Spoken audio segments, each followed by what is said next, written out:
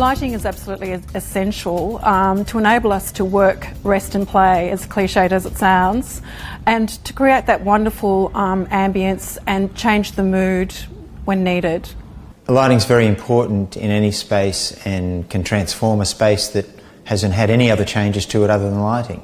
If you're considering lighting your living areas and bedrooms and redoing them, then a great consideration is just to use dimmers to control it where you can, so that you can vary the mood and the intensity of light on different things.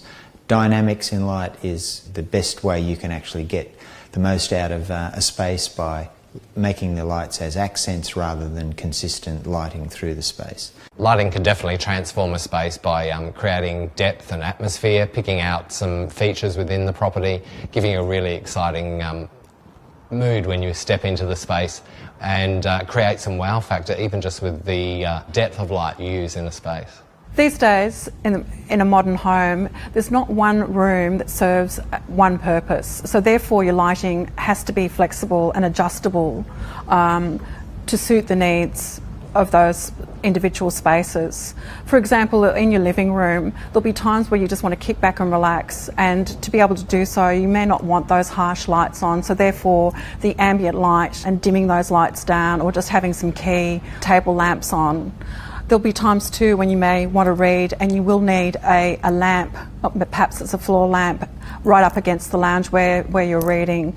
So that's where we need that flexibility, and you have to think about how you're going to use that space. If you're planning to light a space, let's look at what you're going to light. You're going to light the activities that happen in that space, which are tasks such as the work surfaces in kitchens, the desk in the study, the dining table and so forth, so that you've got enough light level to actually do those activities. The second level probably is decorative lighting, and that could be a pendant like you see hanging in these spaces here, where you might create an ambience of lighting that comes directly from a pendant, which is probably more decorative than practical in terms of its light output. With this property in particular, we did the recessed lighting in the bulkhead, which gives an ambient lighting for evening. This is quite a party house, so we actually played up and had quite a lot of fun with lighting here. We also have the overhead bench lighting, which gives us task, and also is on a dimmer to give it down to mood lighting yet again. On the stairways we've used some LED spots coming out. This is to start giving you a sense of arrival as you come into the space, because we've done every second step. So it gives you that graduation into the lower level of this property. Also helps define the spaces.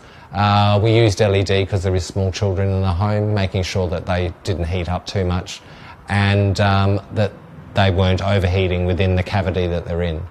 There's a trend towards using the old industrial style lights that were once used in warehouses and commercial type premises, like film lighting and tripod lighting and big heavy metal shippers lamps and overhead metal lights that you use over island benches. Design and decoration can get you a long way in creating the right feeling in a space, but you can't undersell the value of good lighting, because lighting can just transform it. So a house that may look good during the day can look spectacular at night.